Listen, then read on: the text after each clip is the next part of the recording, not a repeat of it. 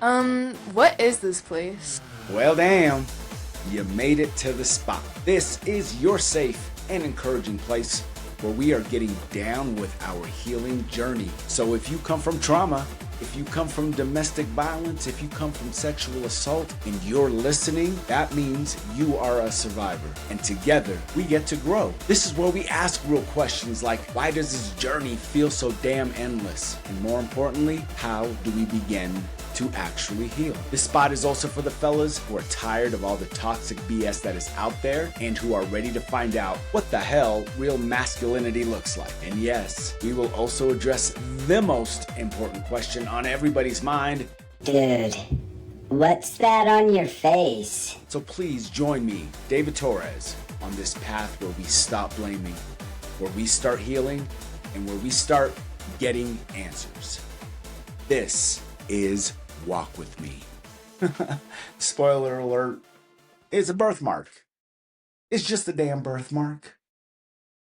Yo, welcome back to Walk With Me, another episode. If you've been here before, I'm so glad you're back. And if you're new here, this is a space where we talk about healing, growth, masculinity, identity, self-expression, and what it actually looks like to become yourself after spending years surviving, not performing, not pretending, actually becoming yourself. Real quick, I'm going to have to get serious with you guys here. This is, I believe, episode 23, which is my favorite number, but it comes at a cost. I don't know how observant you are in watching these videos. And for those of you who are not watching the video and just listening, you're going to have to bear with me as I go through this difficult transition. If you look to my left, it'll probably be your right. These two candles have been with me since episode 1. And this guy right here is done. And it's a sad, sad day for me and for all of the Walk With Me family, because it's like losing a colleague.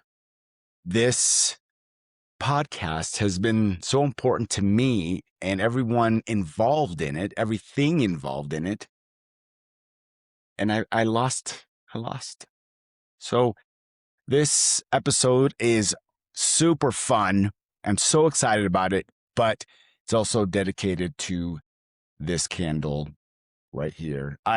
And I think I'm just going to have to replace both of them because the other one is holding on with dear life. So sad news to start with, but let's get into today. I've been thinking a lot about identity, not just healing emotionally, but what happens after healing starts changing the way you carry yourself, the way you speak, the way you walk into a room, and last but not least, the way you dress. Because honestly, guys, I think a lot of people spend years trying to build an identity during your healing process, during your healing journey, without realizing they've been operating in survival mode the entire time. And survival mode, that shit changes everything, especially self-expression. So that's why we're going to talk about something a little bit different today, something a little bit more uplifting, if you will. Something that's important to me because I always talk about how fashion is interwoven into healing the way that I look at it, my perception of it. Okay, this might be one of the deepest conversations we've had yet because we're talking about personal style versus signature style. And no, before you scroll away or say this is just about fashion, it's not just about fashion. This is an identity episode because the difference between personal and signature style is almost the exact same difference between performing identity and becoming yourself. And by the end of this episode, my hope is that you are going to understand why healing changes your self-expression, how trauma disconnects people from authenticity, why so many people struggle to know who they are, and how confidence starts becoming visible long before it's spoken. Let's fucking go. One thing I've noticed online lately, especially in fashion and masculinity spaces, is how many people are desperately trying to look confident. Luxury, status, aesthetic, which I love, but performance or even dominance. And honestly, guys, some of it looks amazing visually. I'm not going to lie to you, right? But sometimes underneath all of that amazingness and gorgeousness, you can still feel insecure. You can still feel that insecurity because style alone does not create identity. Unfortunately, that is false.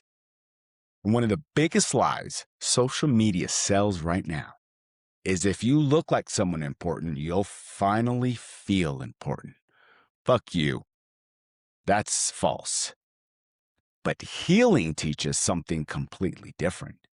Healing teaches alignment, putting it all together. I want to pause and talk about authenticity for a minute, because I think one of the reasons authentic people make others uncomfortable has very little to do with them, and a lot, if not all, to do with ourselves. Think about the courage it takes for someone to openly be themselves when they know there may be consequences, whether we're talking about a trans person, a gay person, someone leaving a toxic belief system, someone changing careers, someone finally setting boundaries, or anyone choosing just to live more honestly. They're often risking something: approval, acceptance, relationships, comfort. Unfortunately, sometimes even safety. And yet they do it anyway. Why? Because at some point, the pain of pretending became greater than the fear of being seen. So powerful. Sit with that shit, guys. It hurt someone so bad to not be themselves. They said, fuck it all. I'm going to be who I am. I don't give a damn what those possible consequences are. Years ago, I heard this poet say something that has stuck with me ever since. I can't remember who said it, unfortunately, and maybe I'll look it up and put it in the show notes, but the idea went something like this: gay people aren't the only people in the closet. They're just the people who admitted they were in one. That hit me hard, because I think most of us have closets, maybe not about sexuality, but about identity. We hide parts of ourselves, our dreams, our insecurities, our interests, even our emotions or creativity, even our beliefs. The things that make us different, the thing that makes us us. And we do it out of fear. We're afraid of being judged or rejected. We're afraid of standing out. We're afraid of what strangers might think. The tragedy isn't that we're afraid. My friends, that's human. It really is. The tragedy is when we become resentful towards people who choose courage anyway. Come on. People who decide, I'm going to be myself even if it costs me something. That courage. My God, because authenticity has a way of exposing all the places we're still performing. And sometimes that's uncomfortable as hell. But this episode, episode 23, the episode that we lost our first candles, isn't about judging anyone for being afraid. We've all been afraid. I've been afraid. You're probably afraid of something right now, just like me. But the question is, how much of your life are you willing to sacrifice in order to avoid being seen? Because eventually, every one of us faces that same decision at some point in our lives. we have to come face to face with who we really are. Stay in the performance or step into authenticity. Fuck, that's huge. And authenticity doesn't mean everyone has to like you. That's where the fear comes in. It doesn't mean everyone has to agree with you. That's where the fear comes in. And it doesn't mean you'll never be criticized, because it's quite the opposite. That's where the fear comes in. It simply means that the person the world sees and the person you see in the mirror are finally becoming the same person. And my friends, that's freedom. Because eventually you stop asking, how do I impress people? And start asking, does this actually feel like me? It's liberating. That changes everything.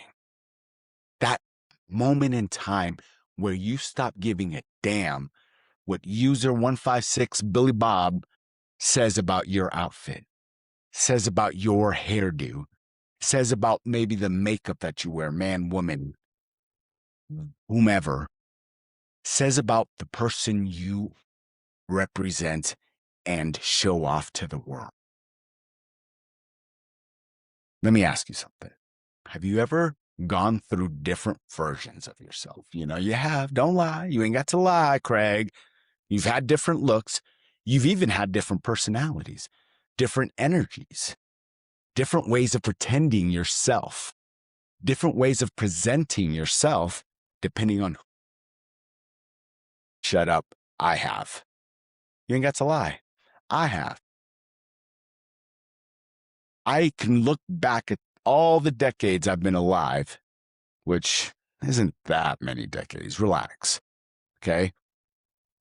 I have been everything under this. I have tried to conform to so many different things. Most people have. And honestly, that's not always fake. Sometimes there's a person in there trying to figure out who they are underneath adaptation. And what do we hear right now on social media from tons of different people? Especially when you're young, try everything, work everywhere, try to find your why. And that applies as well to who you are as a person, who you want to present to the world, who you feel is truly you every single time you look into the mirror. It's the same. So we're going to start right here. Personal style is usually exploration, what we just talked about. Trying all these different things, these different outfits, these different ways of looking. It's experimentation. Try things on, learning yourself, borrowing inspiration from the people around you or the people that you like.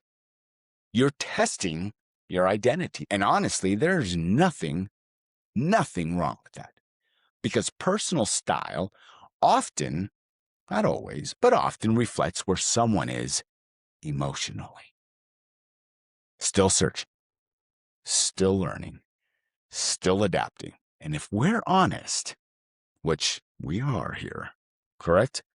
A lot of people move through life emotionally the same fucking way, trying on personalities, coping mechanisms, aesthetics, relationships, behaviors.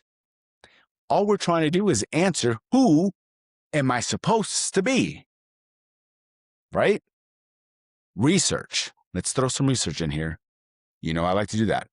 I did some research, and in psychology, it shows that identity formation is deeply connected to self-expression and social belonging. What does that mean?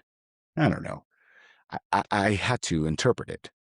And what I found was it meant people often shape themselves around acceptance, safety, approval, survival, and external validation. Come on. Especially after trauma or emotionally unsafe environments. Because survival mode teaches adaptation before authenticity. Fuck, that matters. Man, So, how does trauma impact identity? And this is where healing enters the conversation. Okay. This is where we're not just talking about fashion because trauma changes self expression, abuse changes self expression, gaslighting, rejection, all those, they change self expression. You start becoming whoever feels safest to be, not necessarily who you are. More often than not who you really are. And eventually, people lose connection to themselves trying to avoid those things like criticism, those things like conflict, being abandoned, being judged, being rejected. Some people don't have a personality problem, my friends. They have an identity wound that needs to heal. All right. So now we talk about signature style, the alignment. Okay. Because signature style is different from personal style.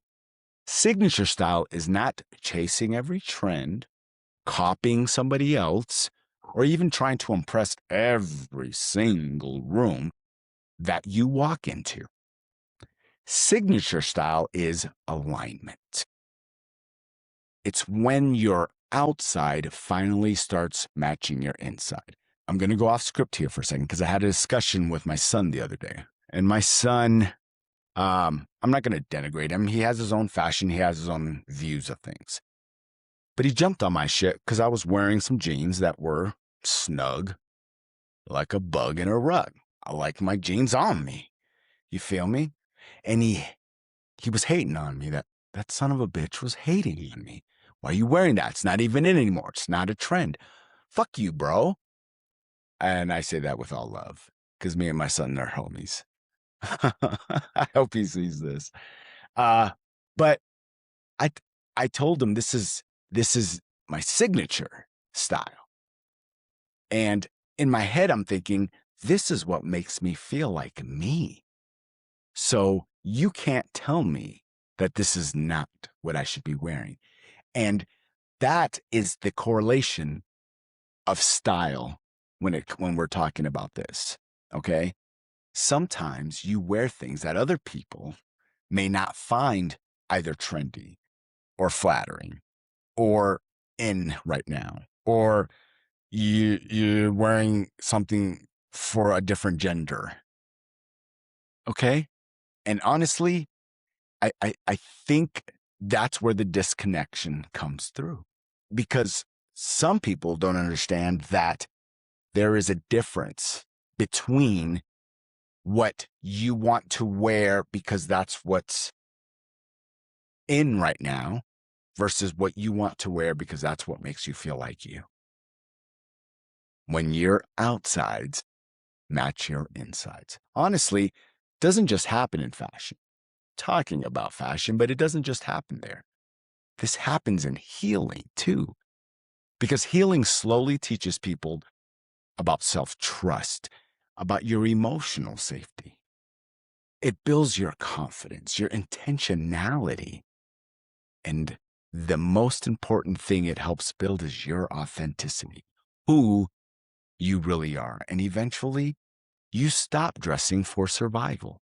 You stop dressing for approval or permission, and you start expressing yourself naturally, not performatively, authentically.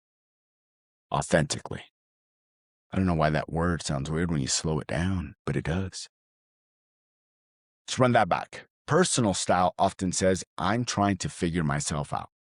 Signature style says, I know who the fuck I am right now.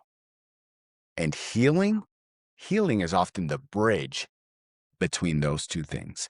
Let's go. Signature style happens when self-expression stops asking for permission. Son, I don't need your permission. Whatever. All right, let's talk about healing and authenticity. One of the most beautiful things about healing is that eventually people stop performing identity. Okay, what does that mean? They start living authentically, not perfectly, authentically. Two different things. And what that changes is your posture, your energy, the way you communicate with others around you. It also affects how confident you are. It helps with your boundaries, your presence, your style. Because authenticity changes how people carry themselves. Simple as that. There's actually psychological research around this called enclothed cognition. Studies show that what we wear can influence confidence, emotional state, behavior, your focus, and your self perception. What does that mean? Self expression doesn't just reflect identity, it reinforces it too. That shit is powerful. I love that stuff. So let's put a modern masculinity layer onto this. I think men, especially, need this conversation right now because so many men were taught style is shallow, self care is weak, emotional expression is feminine, and authenticity is dangerous. But healthy masculinity changes that, y'all. Healthy masculinity says, I can care about how I present myself without performing dominance. Fuck, that's growth. And some of the most grounded men in the world don't dress for intimidation. They dress for alignment. They're calm, they're intentional, they're fucking confident. Most importantly, they're present, not loud, not desperate for validation, secure. Just secure. A lot of people are not dressing like themselves. They're dressing like who they think they need to be loved. You see what I'm saying with that? That is the important connection here. And I want you to truly think about that because a lot of us, or if you're one of these people that scroll through social media, you run into certain things. You run into people dressed a certain way. And sometimes they'll show you comments of people saying you shouldn't be dressing like that or for whatever reason. The one thing you lock in on is that person is smiling. That person knows who they are. And are these people who are putting negative comments just simply desperate for that feeling and so afraid to be that they would rather put someone else down? Now, granted, putting somebody down on social media is slowly, not completely, but slowly becoming less effective. In fact, many people believe, yours truly as well, that when you start doing that, it means you are succeeding because you're allowing yourself to be so fucking authentic that uncomfortability is being passed on to others. And people who become uncomfortable with things like that are going to handle it one of two ways. The first way is go, that shit is different. That's not what I'm accustomed to. I want to learn more. I want to know why they're dressing like that. I want to know why they think that outfit is so hot. What don't I know? And the second person is they just log in and fucking talk shit. Who are you? Who will you be? Or who are you right now? That's the question. This week's challenge is awesome. I want you to pay attention to the places in your life where you perform identity instead of expressing identity. Ask yourself, this is important to ask, what parts of me are authentic? And what parts of me were built for survival? Don't answer this quickly, guys. I want you to really sit with this and really concentrate. Because healing often begins the moment you stop abandoning yourself to go sit into rooms that never truly saw you anyways. Because healing often begins the moment you stop abandoning yourself to fit into rooms that never truly saw you anyway. But if you skip this, nothing changes. All right, I know we talked a lot about fashion today, but we still have a fucking fashion tie-in. Let's bring it home. Fashion is one of the clearest external reflections of identity. Not because clothes make the person, but because self-expression reveals alignment. That's important. And honestly, you can almost always feel the difference between someone performing confidence and somebody embodying confidence. One feels forced, my friends. The other one feels grounded. And healing changes that. Because when someone spends years in survival mode, they often stop expressing themselves naturally. They dress for safety, approval, and visibility, attention, validation, protection, instead of what you should be dressing for, authenticity.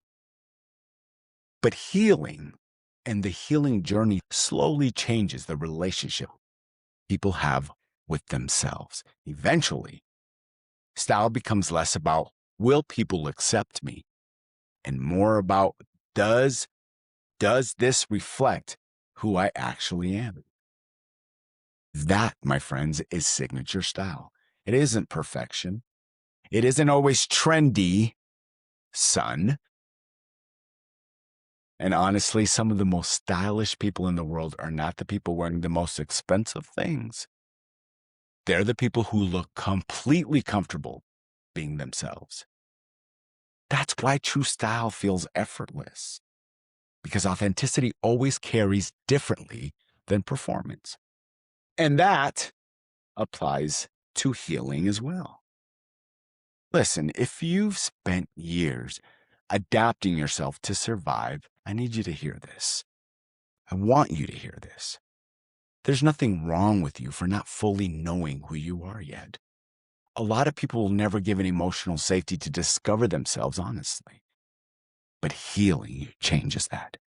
And slowly, piece by piece, people begin returning to themselves. You will begin returning to yourself if you haven't already. Today, we talked about the difference between personal and signature style. I hope my son was watching. We learned about how survival mode impacts identity, why healing changes your self-expression, and how authenticity becomes visible in the way people carry themselves. Because healing is not just emotional recovery, right? Sometimes healing is finally becoming recognizable to that person in the mirror. To you. Not the survival version, not the performance version, not the approval-seeking version. The real version, the uncut. And that fucking changes everything. And that is progress. Progress is the point. Until then, take care of yourself, guys. And I'll see you on the path.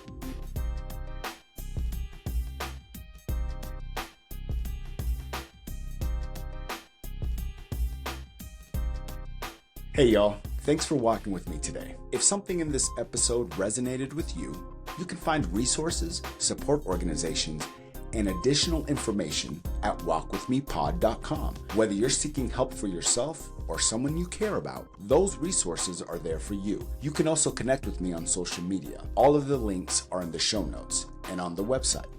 I always welcome your reflections, questions, and stories. And with your permission, some may even help guide future episodes as this community continues to grow. If you believe in what we're building here, please take a moment to rate and review the podcast. It truly helps this message reach more people who may need it. And if someone came in mind while you were listening today, consider sharing this episode with them. Sometimes a single conversation can open the door to healing. Until next time, keep moving forward, one step at a time. Psst, this part is super important, my friends.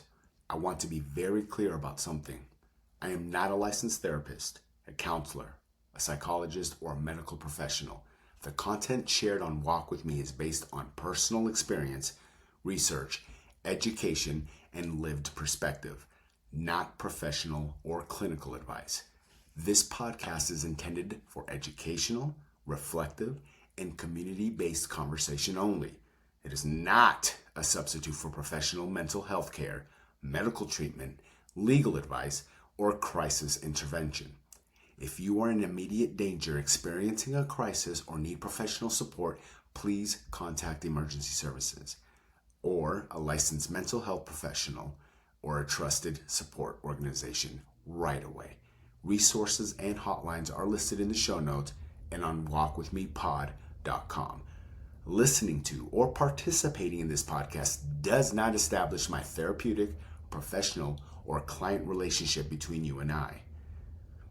My goal here is to open conversations, challenge harmful patterns, and offer insight and hope. But your safety, healing, and care deserve qualified, professional support when needed. Please take care of yourself